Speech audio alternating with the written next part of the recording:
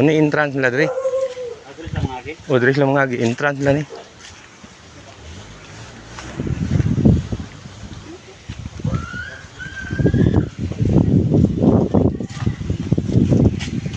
Mga estudyante ni.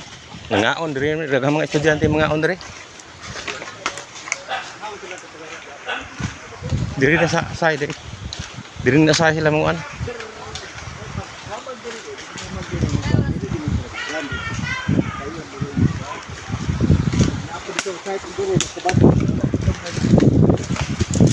Dagan nilang lutsanan diri ug adto.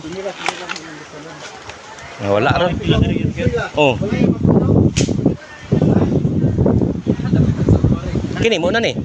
Oh. Kanang naigikam buya na. Oh. Buya na. Gikan na sir 50 meters ang distansya niya sa dalan. Ang kagi dito sa gawas mo agi ng mga pambot. Oh. May mga buya dito mo na boundaries. Oh. Murag nasa oh diri sila tungtong ug hunas. Oh, kana siya. Then gatuyok na siya dadto. Then apoy las nga buya nang naina sa mabaw na. Lisod diri magbutang pangka. Lisod sir. Pero among station to adto. To adtong station kita ng pambot yang kapula. Mo ni plus nga buya. Asa mo dapat sila mamasal? Dana sila molabyo kuan mga dito sa kanang hunas. Dire. Oh, kanang hunas sila mo kuan. Diha ta sila mo kuan. Labay og pasol. Gani, diha na og dadto. Hato ka to na get dito. Dili to siya gitser ko ato murag puntahan to sa balay. Dari na sila mo tungtong ana ug hunas. Oh, aw nya panghunas ani last 3. Oh, wala sir ang tinigo mo lang mga kahoy mga ano sa gikan dagat.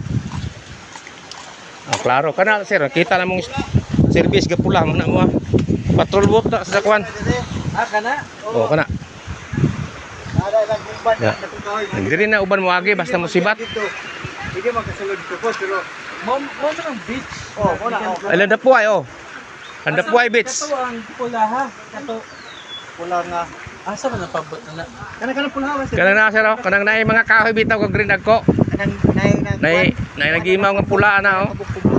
Katang kahoy na dagko na. Oo, na kanay nasa ubos na gapula mo na patrol boat. Mo ni patrol boat na mo. Diwa na. Highway no dito. Dayon ang ato